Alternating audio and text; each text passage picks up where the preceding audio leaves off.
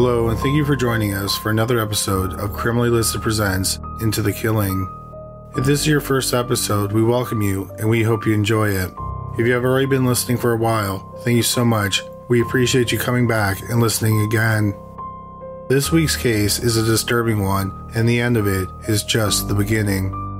If you don't understand what we mean, you will shortly. The case we're talking about this week happened in August 1978. Early that month, Pope John Paul VI died. Pope John Paul I succeeded him the next month.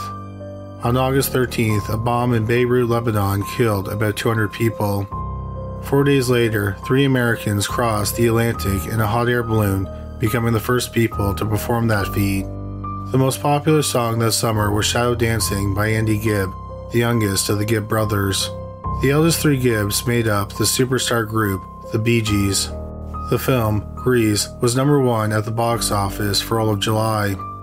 The biggest box office draw for August was the action comedy, Hooper, starring Burt Reynolds and Sally Fields.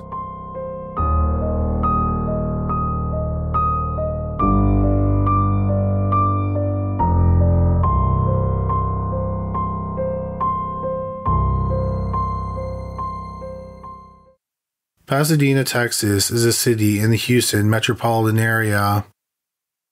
In 1978, the population was around 110,000 people.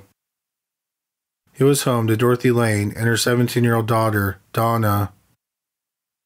On August 24th, Dorothy's 26-year-old son, Larry Dickens, was visiting them. Larry was the father of a 3-year-old daughter. He had served in the Marines, and he also worked as a youth counselor. That afternoon, Donna was at cheerleading practice. Larry was in the backyard mowing the lawn, and Dorothy was in the kitchen. Dorothy looked out the window and noticed about half a dozen children playing at the intersection near their home. A man in a pickup truck pulled up and parked his vehicle across the road from their house.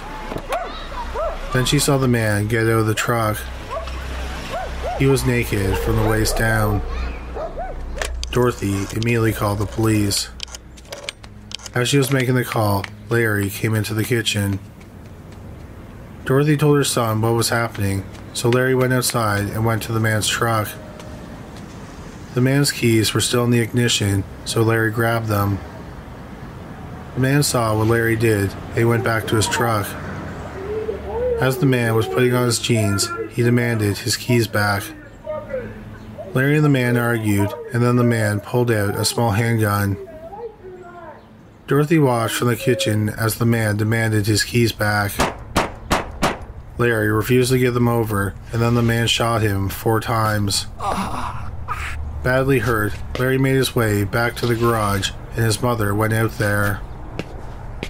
The man was shouting that he wanted his keys back and he wasn't leaving until he got them. Dorothy got the keys from Larry and handed them over to the man. Dorothy begged the man not to shoot her son again. He ignored her pleas. As she held him, the man shot Larry in the head. The man then left the garage and walked back to his truck. Despite being shot 5 times, Larry got up and followed the man, trying to stop him. But he collapsed in the driveway. Dorothy ran back to the kitchen. She had left the phone off the hook, and the 911 operator was still on the line. They told her that the officers and the paramedics were en route. Then she saw the man get a high-powered rifle from his truck. Around the same time, Dorothy's daughter and Larry's sister, 17-year-old Donna, pulled up to the house. She saw the man cross the road, fire his rifle at something on the driveway, and then walk back across the road to his truck. But she did not see what he shot. Donna decided to block his truck from driving forward. In the process, she got a good look at the man. The man put his truck in reverse and made his getaway. That's when Donna realized that the man had shot her brother at point-blank range in the head. He had been shot twice in the head, in both elbows, in the right thigh, and in the back. Surrounded by his mother and sister, 26-year-old Larry Dickens died on his mother's driveway. The police arrived in the area minutes later and they spotted the truck. The man led them on a high-speed chase. When he finally came to a stop at a cul-de-sac, he aimed his rifle at one of the officers, but the rifle jammed. The man was subsequently arrested. He was brought back to the scene of the shooting. The officers asked Dorothy and Donna to come to their vehicle to see if they had the right man in custody. Dorothy said she was too shaken up and she couldn't look at him, so Donna went with the officers. When she saw the man in the backseat of the police cruiser, the officers had to hold her back because she wanted to physically attack him. The police identified the man as 39-year-old Edward Harold Bell. Bell lived in Crystal Beach, Texas. He was a boat operator who docked his 3 boats in Galveston, Texas. He had previously worked as a diesel mechanic, construction worker, and a pharmaceutical salesman. He had a degree in physical education from Texas A&M. He also had a disturbing criminal history. Between 1966 and 1978, Bell was stopped by the police over a dozen times. He would drive around looking for young girls. He would then flash them and masturbate in front of them. Most girls he exposed himself to were between the ages of 11 and 16. Amazingly, Bell was never prosecuted for any of these crimes. Instead, he would be sent for psychiatric help. In 1974, Bell was arrested for raping a patient at a psychiatric hospital, but the charges were subsequently dropped. The day after Edward Bell was arrested for Larry Dickens' murder, there was a bond hearing.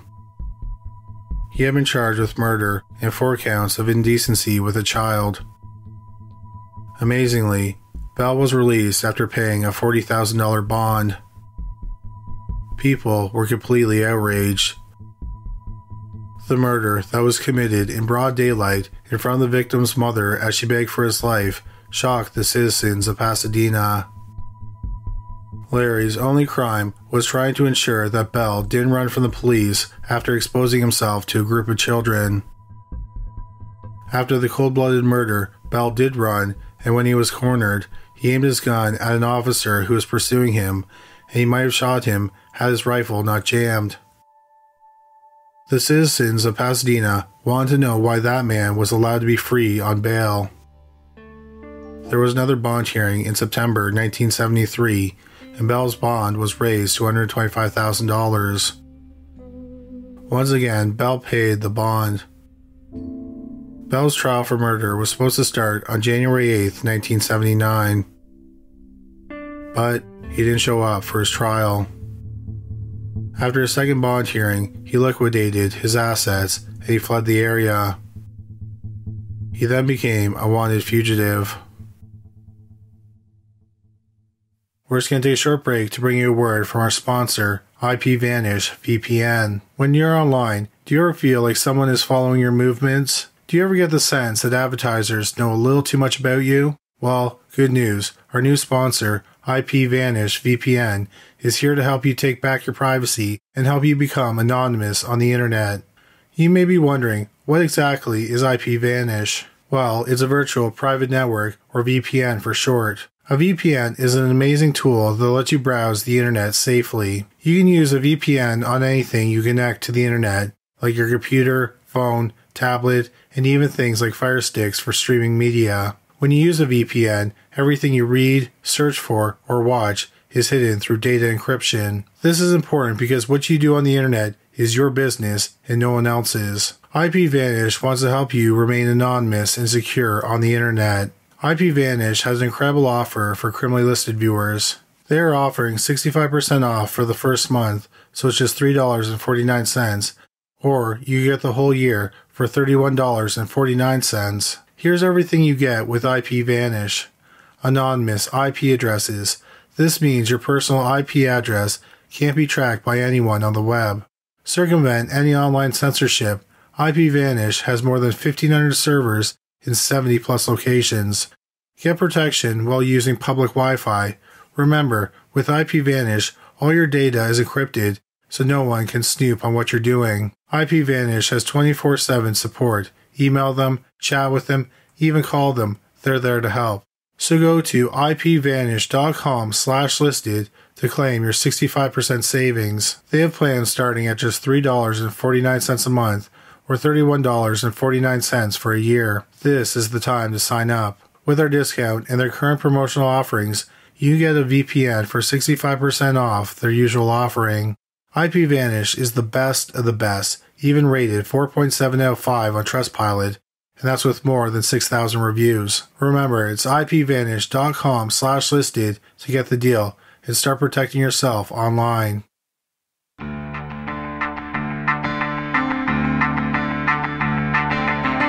Six years later, in January 1985, Crime Stoppers and the Department of Public Safety started the Texas Most Wanted program. The first fugitive they featured was Edward Harold Bell.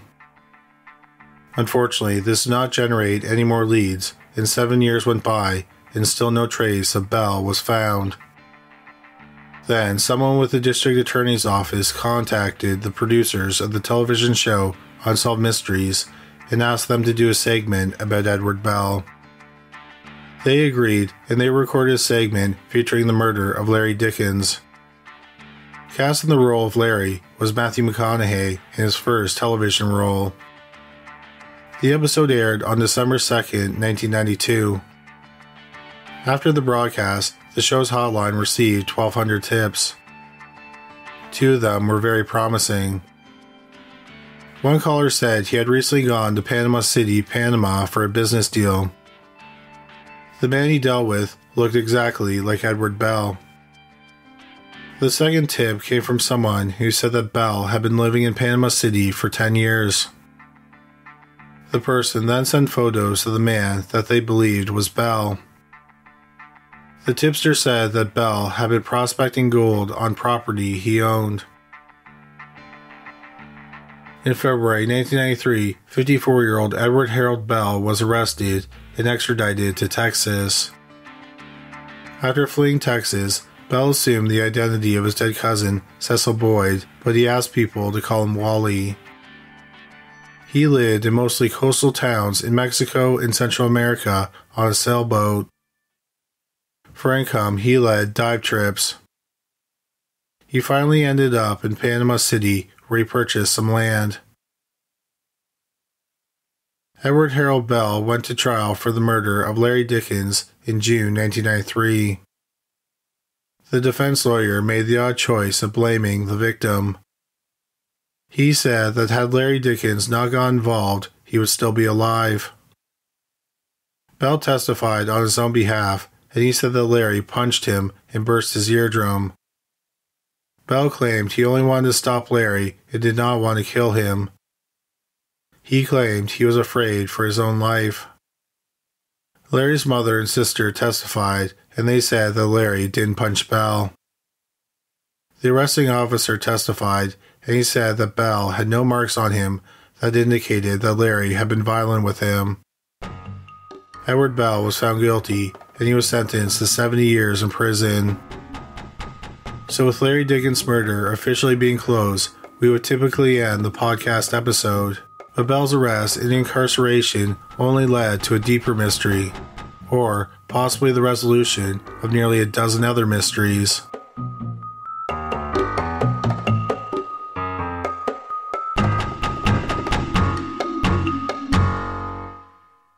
We're just going to take another short break to bring you a word from our sponsor, HelloFresh. HelloFresh is the #1 meal kit in America for excellent reasons.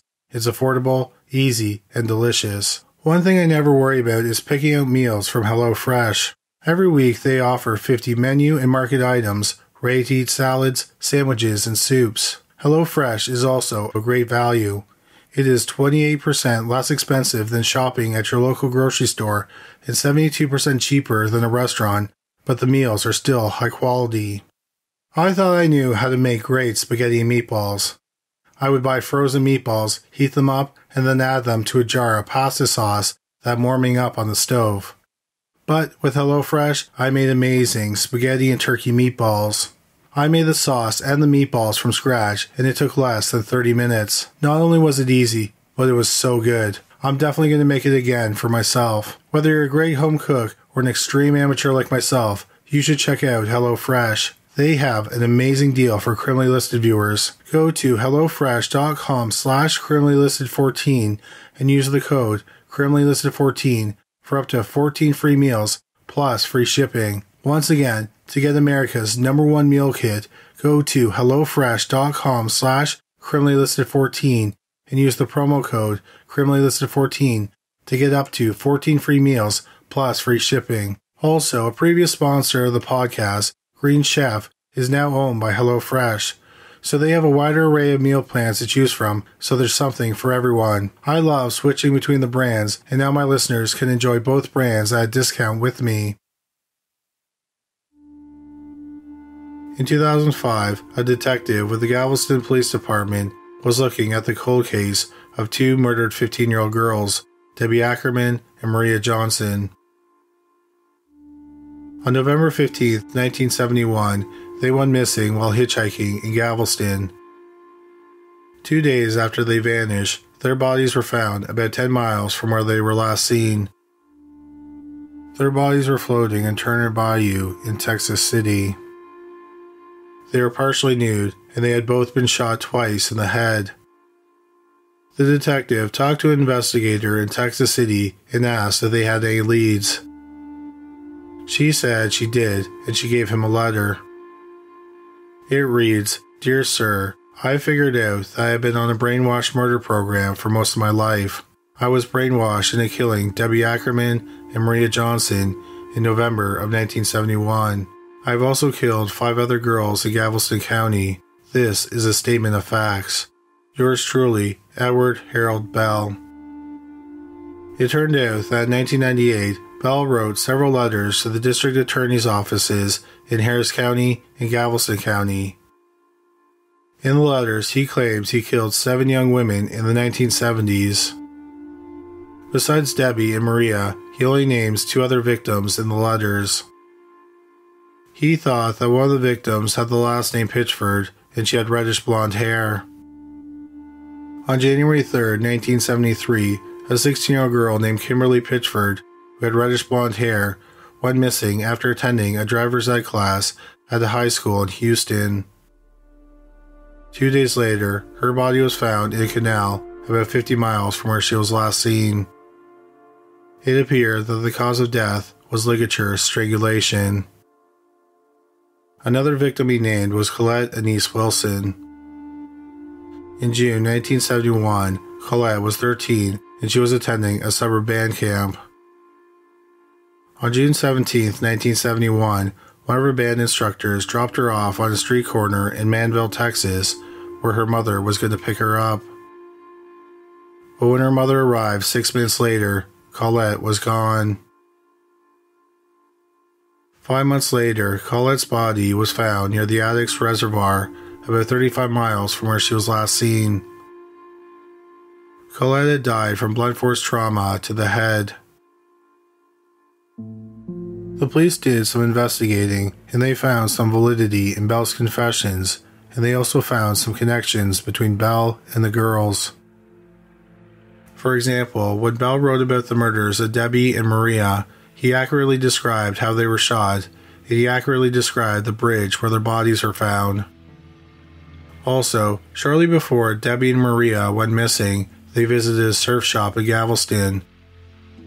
Bell was an investor in the shop. Also, Bell lived in an apartment that was close to a water ski school that the girls attended. Finally, Debbie and Maria were last seen getting into a white van. Bell owned a white van at the time of the murders. So while the police found some connections, they did not find enough evidence to charge Bell with any of the murders. The letters he wrote confessing to the murders were ultimately kept secret for 13 years. Then in July and September 2011, a reporter with the Houston Chronicle interviewed 72-year-old Edward Bell in prison. He told her that he hadn't killed 7 girls. Instead, he claimed he murdered 11 girls. He called them the 11 who went to heaven. Bell said that he committed 5 of the murders in 1971, and that he thought the other 6 happened between 1974 and 1977. He said that 6 of the girls were murdered in pairs. He also said that he came across the girls in Alvin, Dickinson, Webster, Houston, and Galveston. Bell told the reporter, despite the horrible things he did, he was the real victim. He said that he had been brainwashed by government agents through what he called the program. He said the brainwashing started at an early age. He said the program first made him flash girls, then started raping girls, and then finally he began killing. The question is, if Edward Bell killed 7 other girls, who were they? Well, around the time when Bell claimed he committed the murders, there was a rash of murders of women and girls in the area. Also, several other girls and women went missing, and they have never been found. The area where many of the bodies were found, or where the victims were last seen, is known as the Texas Killing Fields. The actual field is off a rural road in League City, which is between Houston and Galveston. Between 1971 and 2006, over 30 murders and disappearances of girls and women have been associated with the Texas Killing Fields. In 2015, for a documentary series for A&E called The 11, a retired detective, Fred Page, and a reporter that interviewed Bell in prison and corresponded with him through letters, Lisa Olson, tried to determine the identities of the other 7 girls. They wanted to know if Bell was telling the truth about being a serial killer or if he was just an attention seeker. To find the possible victims, they looked at the descriptions that Bell had given Olson in some of his letters. Bell said that he killed 2 girls from Webster. Olson and Page found a possible match. Rhonda Johnson and Sharon Shaw, who were both 14, spent the afternoon at a beach in Galveston. They went to a water skiing school near a bayou. Across the bayou was Bell's apartment building. Rhonda and Sharon went missing when they were heading home to Webster. Their remains were found 5 months later on January 3, 1972. Sharon's skull was found in Taylor Lake, which is between League City and Houston. A short distance away in marshland, the rest of her remains, along with Rhonda's remains, were found. They both had been shot to death. Webster is a small town, and in 1971, it only had a population of about 2,000 people. Rhonda and Sharon were the only pair of girls from Webster to be murdered during that time. Bell said that he murdered 2 girls from Dickinson. One was blonde and the other was brunette. He said that the murders happened in 1975. Page and Olson couldn't find an exact match to the description, but they did find a close match. On September 6, 1974, 14-year-old Georgia Greer and 12-year-old Brooks Bracewell went missing while walking in Dickinson. Georgia had brown hair and Brooks had blonde hair. Amazingly, even though the girls didn't have any behavioral problems and there had been a series of murders where the victims were young women, the police thought that the girls had just run away. A year and a half later, their skulls were found in a ditch near Alvin, Texas. The rest of the remains were not found with their skulls. It appeared that they died from blunt force trauma to the head. Their remains were not found far from the location where Colette Wilson's remains were found 4 years earlier. Those are all the descriptions that Bell gave Olson and the district attorney's offices. So far, Page and Olson had identified 8 of the possible 11 girls. To recap, Bell said they killed 11 girls from Alvin, Houston, Galveston, Webster, and Dickinson. He said that 5 of the murders happened in 1971, and he thought an additional 6 happened between 1974 to 1977. Also, 6 of the girls were murdered in pairs. Bell admitted to killing Colette Wilson, who went missing on June 17, 1971, from Alvin, Texas. She died from blunt force trauma to the head. A month and a half later, on August 4, 1971, Rhonda Johnson and Sharon Shaw spent the day in Galveston, and then they disappeared on their way home to Webster. They both had been shot to death. 3 months after that, on November 15, 1971, 15-year-olds Debbie Ackerman and Maria Johnson disappeared from Galveston. Debbie and Maria were both shot to death. They were last seen getting into a white van, and at the time, Bell drove a white van. These were the first murders that Bell confessed to. Bell also confessed that he killed a girl with the last name Pitchford. 16-year-old Kimberly Pitchford went missing from Houston, Texas on January 3, 1973, about 14 months after the last murders. Kimberly's body was found 2 days later. The cause of death was ligature strangulation. 20 months later, on September 6, 1974, 12-year-old Brooks Bracewell and 14-year-old Georgia Greer went missing while walking to school in Dickinson, Texas. So that was 5 murders in 1971, 1 in 1973, and 2 in 1974, and 6 of the girls were murdered in pairs. That left 3 individual murders possibly committed between 1974 and 1977. Another murder that Fred Page and Lisa Olson linked to Bell was the murder of 19-year-old Gloria Gonzalez. But she wasn't killed between 1974 and 1977. However, they have an excellent reason to connect her to Bell. Gonzalez went missing from Houston on October 28, 1971, about 3 months after Rhonda Johnson and Sharon Shaw were killed, and about 2.5 weeks before the murders of Debbie Ackerman and Maria Johnson. Gonzalez's remains were found on November 23, 1971, less than a month after she went missing. It's believed that Gonzalez had been strangled to death. Her remains were found near the Addicks Reservoir. Found with her remains was a tooth that did not belong to her. So the investigators did a more comprehensive search of the area.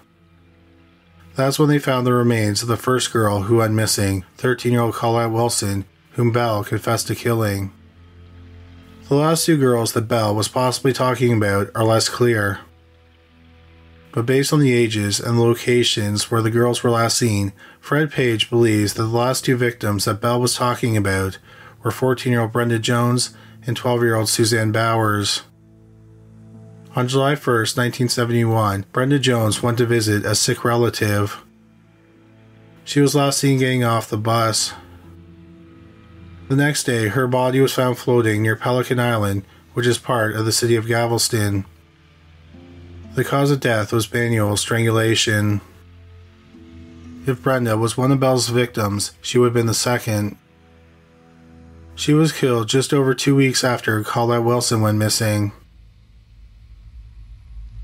On May 21, 1977, 12-year-old Suzanne Bowers disappeared after leaving her grandmother's home in Galveston. Her body was found nearly 2 years to the day she went missing in Santa Fe, Texas, about 20 miles away from where she was last seen. The cause of death was blunt force trauma to the head. So while Page and Olson were able to identify 11 possible victims, they were never able to verify that Bell killed them. When Olson went to prison to interview Bell after identifying the 11, he denied killing anyone. That included Larry Dickens. Bell said that the police killed Larry and blamed him. Besides denying committing the murders, no physical evidence connects him to the murders of the 11 girls. So was Edward Harold Bell really a prolific serial killer of young women? Or was he just a bored attention seeker looking for some fun while sitting in prison? Unfortunately, the truth probably died with Bell. He passed away in April 2019 at the age of 82.